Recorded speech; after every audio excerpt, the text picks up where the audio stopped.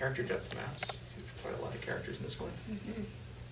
Combined, and then left, right, and then just a sample frame from later on as we get closer to Pride Rock.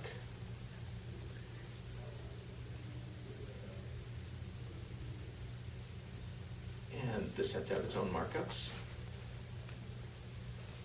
Environment, environment depth, characters, character depth, combined, and the result.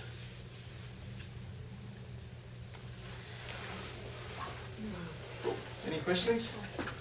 Yeah, sure. Okay, so this is fascinating yet extremely technical.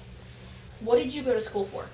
How did you figure this out? Well, I originally went to school as an engineer, but that was a whole different career. I had a career in engineering that I wound up leaving for the film industry, and what I was doing in film up until this 3D renaissance was layout, which is that's the equivalent of cinematography in animation.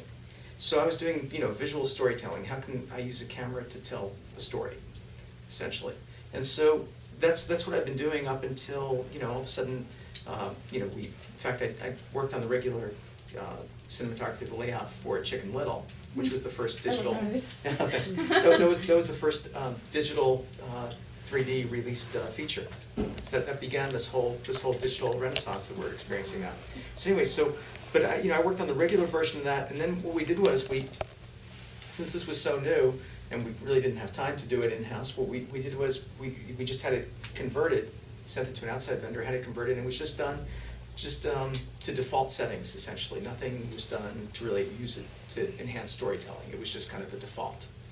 And so, what was interesting to me was, as a cinematographer, how can I use this to help better tell a story? And I was a layout supervisor, and I was asked to think about these things, and that's when I started doing a little bit of research, because nothing really. It was kind of fun because it was a field that was open for pioneering in, because even though, like I said, it's been around for a while, but only in these little spikes, these little fits and starts, and so it hasn't really matured. So it was kind of neat because I was able to forge my own grammar for 3D, and so it was kind of a fun thing creatively for me. That was fun. You're like one of those algebra people. Math is fun. No, I said I didn't want to do the math. That's why I wanted to make pretty pictures instead.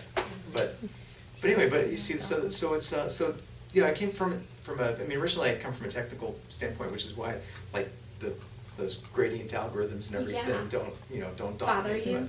But really, really what I'm interested in is the creative aspect of all of it. But if someone wanted to learn how to do 3D, what would they go to school for? Is there a class? Is there a major for that, or well, is it just? I know that some of the the animation, the film schools that have animation programs are starting to.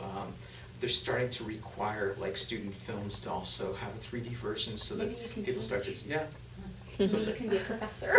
Yeah. Okay, thank you. Sure. What's your personal prediction for 3D in the movies as well as for the home TV? Well, I'd say, as I said, if you talk about the history of 3D, it has had these fits and starts. There was, they experimented with a bit in the 30s. Technology really, they had a hard time just getting two images to line up, and that's very uncomfortable. If you take two images and you vertically misalign them, it's like a way to instantly induce pain, and it's very difficult to create mechanically, to create a camera rig where the left and right eye, images, are perfectly in line. So it was like a kind of a fool's errand that they were embarking on in the 30s trying to do it. In the 50s, technology increased a little bit. Still all film-based. Still essentially the same, just the technology improved, but it's still all film, all mechanical, optical cameras. And then and then they tried a little bit. There was another little spike in the 80s when they decided to really use the same technology as in the 50s and just reintroduce it. And now with the digital revolution, all of a sudden, it's created something where you can have a repeatable, enjoyable performance in 3D, because you can create perfect images essentially that will have no misregistrations. They'll all line up with each other. Everything will be theoretically perfect, and so you know, I think that is the thing that was missing, you know, because the reason why the Lumiere brothers, I said they went back like, you know, 30 years later to recreate their first films, because they thought that was the eventual, you know, necessity of where film would go. It's always going towards more and more immersive qualities. And so, you know, there's the addition of sound, the addition of color. I mean, all these things are, you know, were steps towards making it more and more immersive, as close to a believable experience as we could. And so, you know, filmmakers, like I said, from back at, you know, the original filmmakers thought that was it was inevitable that things would progress towards that. And you know, it's a matter of the technology being mature enough. So I think now, arguably, we're at that point.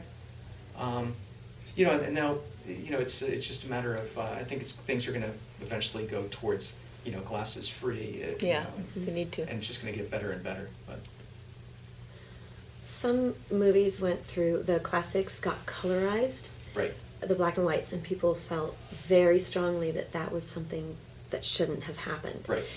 Are you feeling there are some movies that shouldn't be touched for 3D? I mean, I'd say I'm less trepidatious about putting depth into a movie. Well, first of all, you know, most of the conversions that you see, things that are converted, aren't done that well. They're not done to the caliber that this was done. So, I mean, but that aside, let's say they were all perfectly converted. You know, would I have a problem with that philosophically? I'd say no, because the beauty of this is, if you close one eye, it's the same movie. We haven't changed the movie. Whereas colorizing it, you've changed it. You know, this is that same movie's there, only we've just given you another version of it 2.5 inches away that you can look at also. So I think it's not tampering with it in my view. However, I'd say probably some content wouldn't lend itself, wouldn't gain as much from it, but I don't see the harm in it, because like I said, you're not tampering with the original, you're just creating a separate point of view of it. Time for one more question? I always insert that the right way, don't I? Thank you. Thank you. Oh, my pleasure. Just to let you ladies know, we have about a 30-minute break before we meet again back in the Lafayette room.